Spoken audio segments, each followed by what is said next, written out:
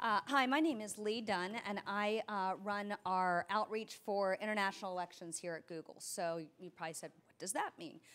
My job is to do as much outreach as possible with voters, campaigns, candidates, election officials, Secretary of States, county clerks, about our products and how they can assist in reaching voters. So this is really what I do. So I wanted to show you a little bit about how Google works in order to do this outreach to voters and what the products and offerings we're providing to voters, to campaigns, to candidates, to election officials. First, how could I not start with a quote from our founders? Because this is really why. Sometimes people say, why do y'all do so much work in the civic space? And we do it because not only do we believe in it, but people are looking for this information. And so obviously it's incumbent upon us to serve our users and serve them smartly and efficiently. And so we see, and these are 2016 figures, as you can see, but we see a huge spike as we move up to election day, whether it's a presidential year or a midterm. We see a huge spike in these types of searches. And so we want to be there for our users with the answers. Drilling down into some of these stats, it's sort of fun to look at. These are 2016 as well, but the amount of growth we've seen in searches about politics, candidates, voting over the last few years has been tremendous, and you can see yourself. These are stats, again, from 2016, a 500% growth in elections-related search queries during the last week of the 2016 cycle. I'm sure we'll see similar or higher growth this cycle as we move toward the midterm date. And the audiences that are searching on Google for answers about elections are growing each year. So that's why we are very involved in this space, and that's why we bring these 5 different types of tools on our search platform for voters and candidates alike. The first is, I worked for McCain for years, so I'm a little sappy and still use his knowledge panel as my example here. So first is the knowledge panel for a candidate. If you search something like the LA Lakers, for example, or Beyonce, you get what's called a knowledge panel. And it's something that Google did a few years ago where we pulled pictures from Google Images.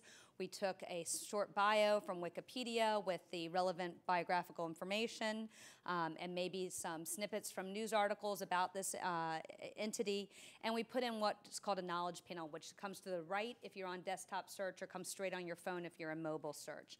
And so we've done this for candidates as well. We'll be launching next week a more full view of all candidates that are on the ballot for Senate, House, and many local and state races. But the most interesting thing that we're doing this year, and I'll show you this in another slide, is we're opening up for the candidates to, quote, populate their knowledge panel. So right now we pull from Wikipedia, but in a lot of small races or local races, a candidate isn't popular enough, isn't known enough to have a Wikipedia page. And so from that standpoint, now the local candidate who's running for a local office can build their own knowledge panel and then submit their own picture and biographical information in a verified way, which we think is a really great civic tool for voters who are looking to know more about their candidates. How to register to vote, as you know, is a huge popular query, as you just saw. So what we do is if you have your location turned on and you search, how to register to vote, we'll send you exactly where you can go register to vote, what you need to register to vote, what locations you can go to register to vote. And then as we get closer to Election Day, how to vote. So again, if you have your location turned on and you want to look at how to go vote, we can send you where the closest precinct to you is, assuming you're staying at your home. How to vote is about what you need to bring to vote. And then where to vote is a Google Maps embedded into where to vote. And then lastly, we pull our results from the AP like many other people. And so one of our civic products is results. The reason we do this and make it graphical is we pull all this information from the Secretary of State websites as well as other third-party sources. And we know and we would see that when someone searched, how do I register to vote or how do I vote, if we sent them a link to the Secretary of State webpage for New Mexico, them clicking on that link, reading that information tended to take a lot of time, tended to not result in a positive user experience. So surfacing this information in a very easy to read graphical way, we believe is a real civic duty of Google's and has really helped users get that information quickly. So just a little bit more about, how to register to vote, when, where, how, that you'll start seeing over the next few weeks. We will definitely have state-specific responses. Can I register online? What do I need to bring to the polls? We also, and again, this information comes from the Secretary of State website. We will have homepage promotions on Google and YouTube reminding people in the day of Election Day to vote. We also had a small homepage promotion on National Voter Registration Day, giving people information on what they needed to know to register in their own state. And then hopefully we'll have a fun doodle for Go Vote, encouraging people to vote on Election Day. How many of you have heard about the Voting Information Project Civic API? Great. This is probably one of the most popular, if not the most popular, civic feature that Google does in helping people figure out where and how to vote. It's an API that can be used by anyone. We partner with the Voting Information Project and Pew in building this, and they sort of implement it and help others utilize the API. What's really interesting to me is that this API is used by candidates. So candidates will put it on their webpage to tell people where to go vote for them. We'll see civil society, NGOs, League of Women Voters, everyone will have it on their website helping people determine where to vote. And then over the past few years, we've seen private companies and media sources also use it. So for example, last cycle, if you were calling an Uber or Lyft from your home and you put in, your location is to go vote, it would populate with your voting precinct and take you there, which is really helpful. So we're hoping to see a lot more people use it as well. I think Airbnb used it to remind people where to vote or where to go vote early if they were booking a trip last cycle. So it's a really exciting API, and we're seeing more and more use of it every cycle. Knowledge panels, as I mentioned. So again, I just wanted to give a better view of a knowledge panel and what we're seeing with candidates starting to populate their own knowledge panels this cycle. And we're hoping, this will also, again, when we talk about misinformation and disinformation, we've seen, and you probably read in the news, we've seen some what we call wiki vandals or people looking to edit other people's Wikipedia pages that then sometimes get scraped by Google to be placed in the knowledge panel. And that's not helpful to users. It really is campaign vandalism we talk about. And so we talk to candidates, have somebody on your campaign, whether it's your nephew or an intern or your spouse, or somebody get up and read your Wikipedia page every day just to make sure it's still accurate and there's no misinformation there.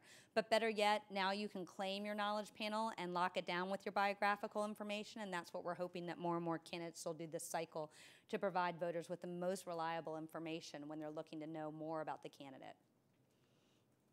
So another development we're rolling out, yes? So there's no mechanism by Google. There's no what?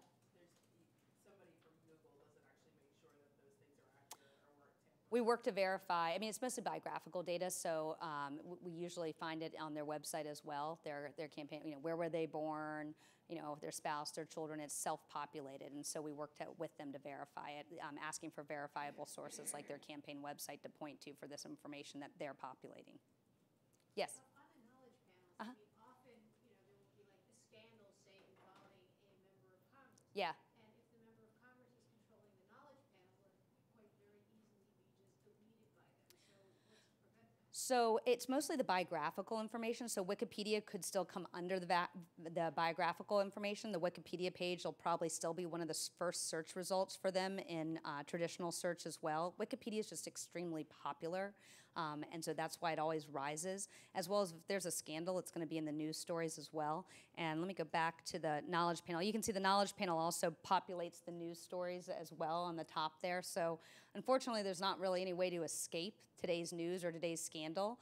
But there is a way to at least lock down where you were born, who's your spouse, what party where were you, what district do you represent?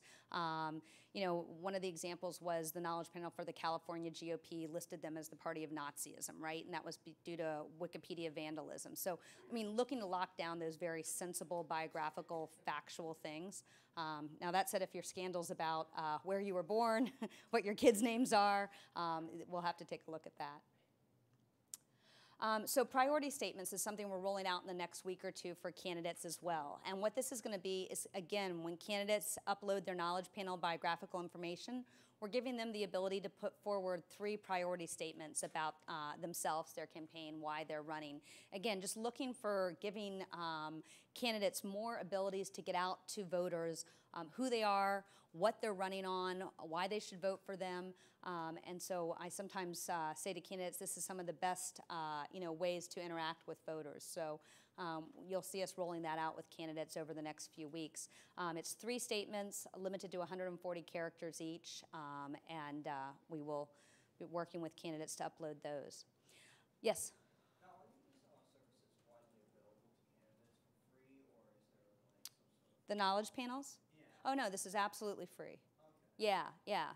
Yes, ma'am. Do the where to vote info panels that include information on the poll location, Mhm. does it include, because I know that a lot of people search now is including accessibility information. Mhm. So is there any plan to detail if those poll locations are accessible for people with different disabilities? So most of the polling locations that we have other data from Google Maps already. So like if it's a school, right? So sometimes someone's already put in the accessibility location as school has a wheelchair ramp. So we're fortunate that by merging this polling data with some already known entities in Google Maps, some of that's available. If the polling location is a very limited place that the county has chosen and doesn't have much information in maps, that could be a limitation not having that information to share. And hopefully someone who goes to that poll can place that into Google Maps and help others. So moving from the civics, sorry, yes, sir. The candidate statements, if I understood you correctly, you work with them on developing the candidate statements. We just give them the real estate, 140 characters, 3 statements, and they're allowed to upload them themselves. What if they say something that's blatantly untrue about their opposition? Their opposition? About their opposition. It has to be about them. It has to be something I support, I believe, I advocate. It's about an issue, not about an opponent. So that's one of the limitations, is it must be about an issue. Yeah, so I mean, I can go through others as we roll it out. I'm happy to engage, but we're trying to keep it really issue focused, and it's 140 characters to talk about 3 issues that you're running on, and we'll see how many people take us up on utilizing this space. But yes. Also, what level of candidates are you looking at with this? Because I know there's people running for city council, Mhm. school board, Congress, Senate. I mean, all over the place. So how far are you drilling down with candidates? I believe this is all federal, state, and I don't think we're getting the local with priority statements. I'll have to double check on that or ask Nick, and I'll see if I can get the information to him by this afternoon. So this would be candidates for state legislature, but not Yeah. say candidates for school board or council. I believe so at this time, yeah, yeah. But in future cycles, we're hoping to get it even dog catcher, so that's our goal. And if candidates are interested in doing this, I mean, are you reaching out to them? Yeah. So we've reached out through as many of the 5 national party committees as possible. And then if you go to www.google.com/elections, all the information on knowledge panels is there for any candidate. So we're constantly pushing out our website for candidates, campaigns, voters to utilize, to look at. We have all our resources on that website. So please share it with any candidates or take a look at it yourself.